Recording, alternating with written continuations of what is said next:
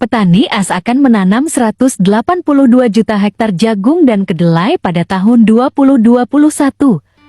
Total gabungan tertinggi untuk dua tanaman dalam catatan. Departemen Pertanian AS UISDA memperkirakan baru-baru ini di Forum Pandangan Tahunan.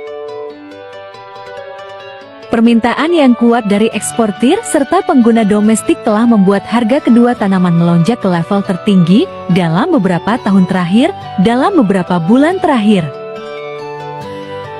Amerika Serikat adalah pengekspor jagung utama dunia dan pemasok kedelai nomor 2 setelah Brasil.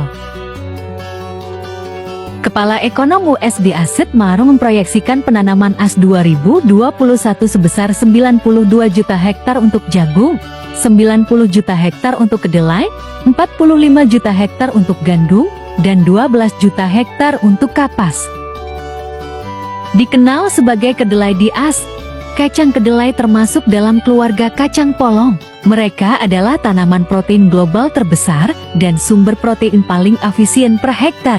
Kacang kedelai digunakan untuk membuat berbagai macam makanan vegetarian seperti tahu,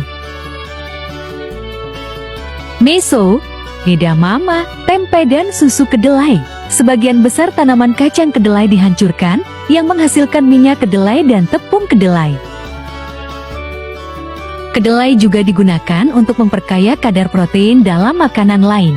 Faktanya, sebagian besar daging sapi, ikan, ayam, telur, dan produk susu yang diproduksi secara komersial mengandung kedelai.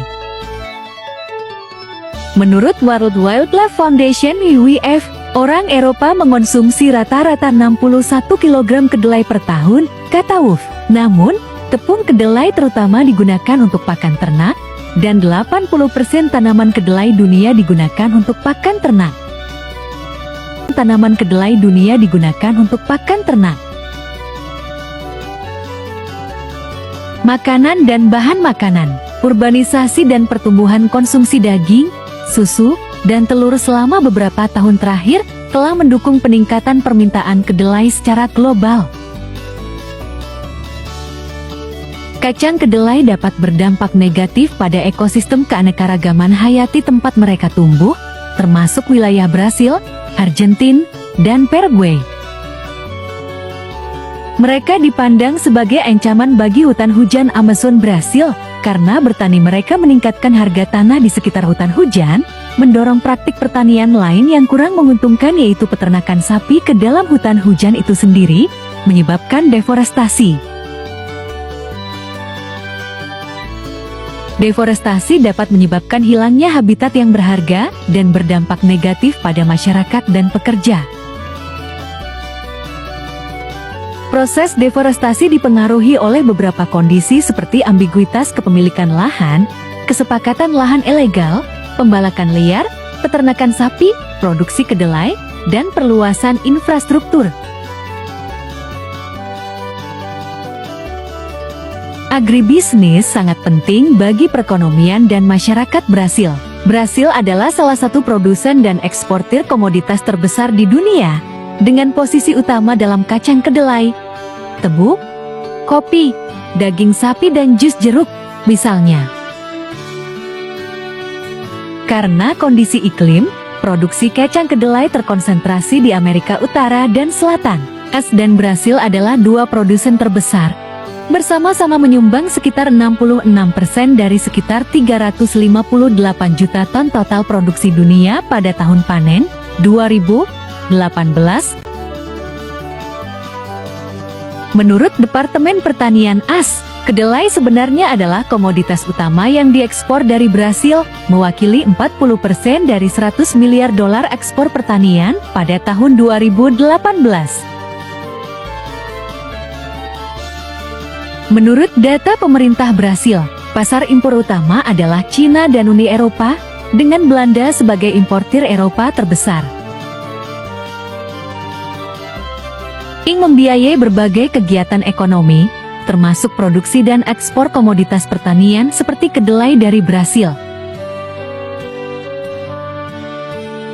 Sektor pertanian penting untuk pasokan pangan global dan menyediakan pembangunan ekonomi lokal dan lapangan kerja. Pada saat yang sama, kami menyadari risiko di sektor pertanian. Kebijakan risiko sosial dan lingkungan kita menangani risiko ini. Klien kami diwajibkan oleh hukum untuk mematuhi undang-undang lingkungan dan sosial setempat, peraturan dan persyaratan izin. Kami menganggap kedelai sebagai komoditas berisiko tinggi dan karenanya uji tuntas risiko lingkungan dan sosial yang lebih ditingkatkan berlaku untuk klien ini. Kami mengevaluasi rekam jejak, transparansi, keterlibatan pemangku kepentingan, dan praktik bisnis mereka. Kami mengharapkan klien kami untuk mematuhi kebijakan risiko lingkungan dan sosial kami tentang hak asasi manusia dan perubahan iklim. Melakukan upaya untuk mematuhi konvensi internasional seperti ILO dan UNJUP tentang hak asasi manusia, sebanding dengan ukuran dan dampak operasi mereka.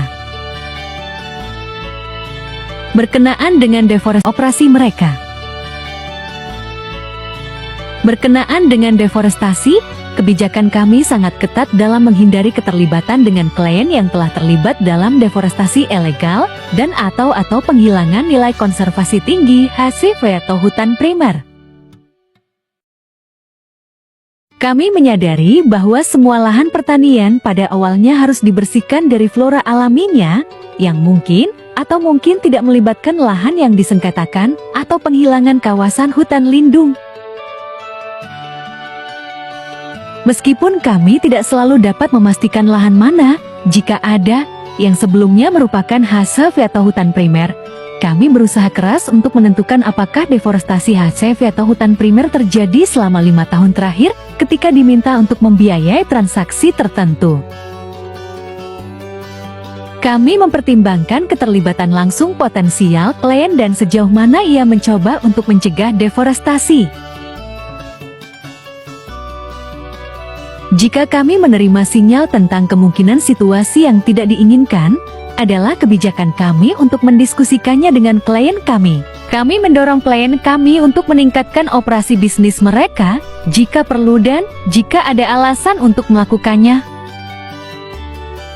Jika ada alasan untuk melakukannya, kami membuat kesepakatan tentang hal ini. Jika klien menunjukkan peningkatan yang tidak memadai, atau kemauan untuk melakukannya, hal ini pada akhirnya dapat menyebabkan pemutusan hubungan.